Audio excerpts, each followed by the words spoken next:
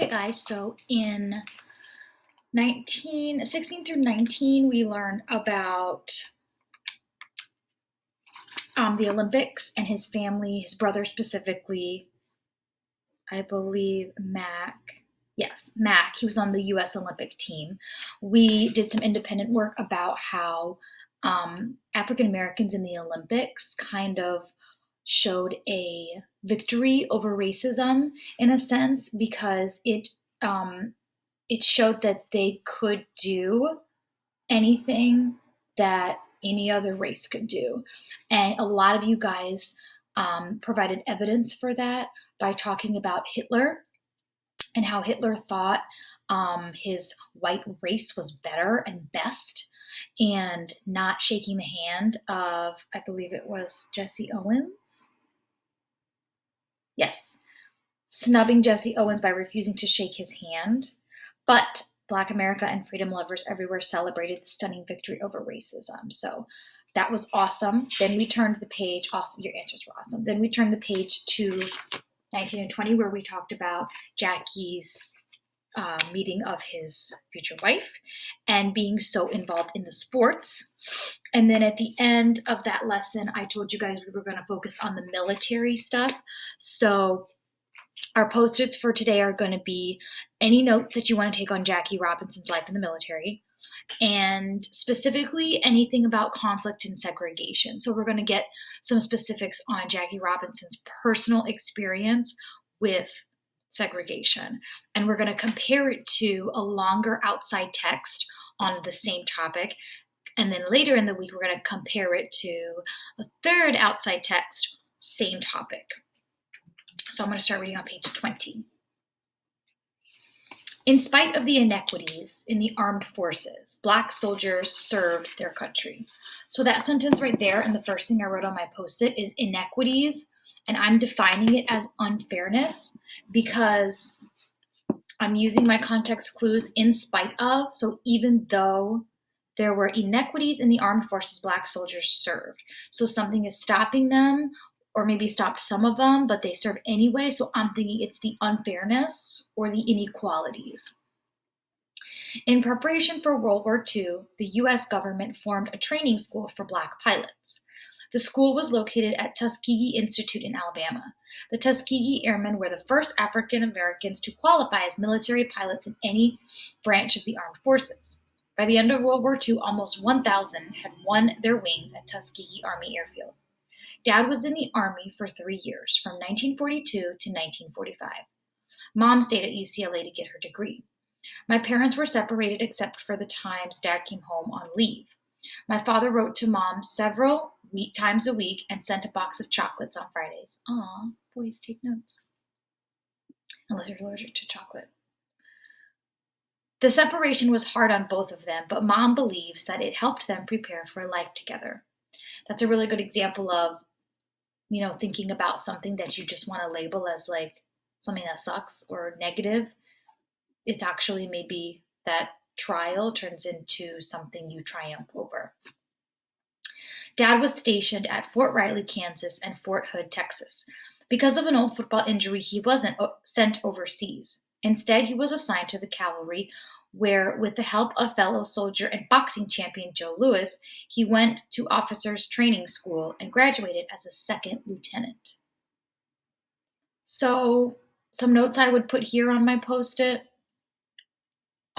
Life in the military. He couldn't go overseas due to an injury. He graduated as a second lieutenant. Some personal experiences. He couldn't go to Army school with white men who wanted to be in the Army. This was a specific training school for Black pilots. And even though they triumph and they do great things, and a lot of them won their wings, they are once again segregated from white pilots. Page 21.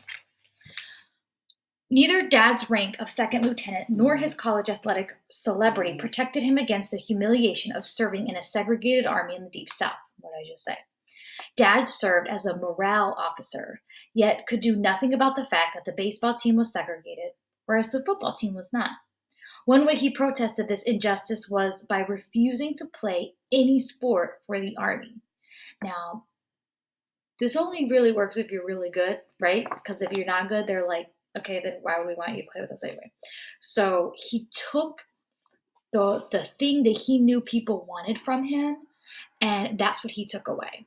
So you want me to play, but I have to play this certain way, and it's segregated, and we're not doing things the right way. What the way humans should be treated. And I know you guys believe that whites over here, blacks over here is right, but it's not. So I'm not going to play. And you need my talent, and you want my talent. So it was his own way of kind of like shifting and making a change. We can make changes with the little things we can control. Second paragraph on page 21. Toward the end of his stint in the armed forces, my father faced Jim Crow head on. During a bus ride from the Army base in town, the bus driver ordered my father to the back of the bus, a section for Black people only. Doesn't this sound familiar? Dad ignored the command. He knew his rights as a soldier. An argument followed, and Dad was arrested. Later, he had to defend himself in military court. The charges were dismissed. On November 28, 1944, Dad was honorably discharged from the Army. A year later, America and her allies declared victory over Hitler.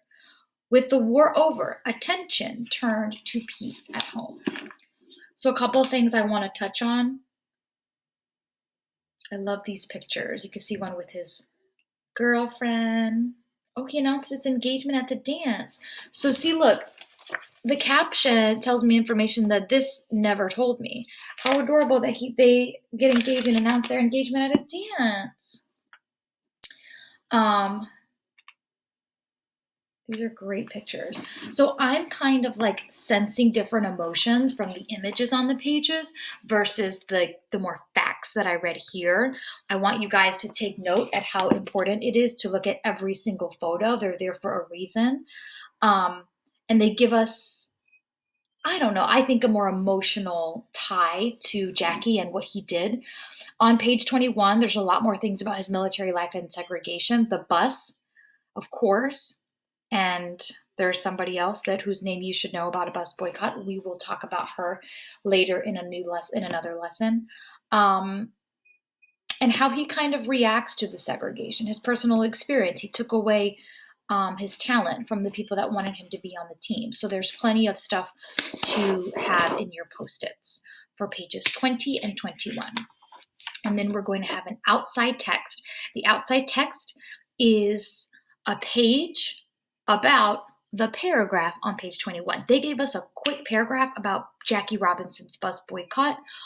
We know something as substantial as being arrested for not moving to the back of the bus is not worthy of just a paragraph. So Sharon Robinson has her reasons for just putting it as a short little paragraph, but in order to really understand it, we're going to take a informational text that I adapted from an online source, and we're going to really dive in and compare the two representations of this event.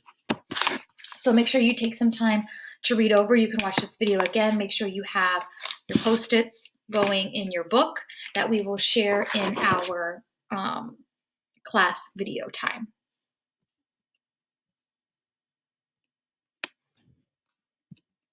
And by the way, if anyone's wondering, especially in my homeroom, if I'm still having my green juice, don't worry. I am. I hope we're all being healthy.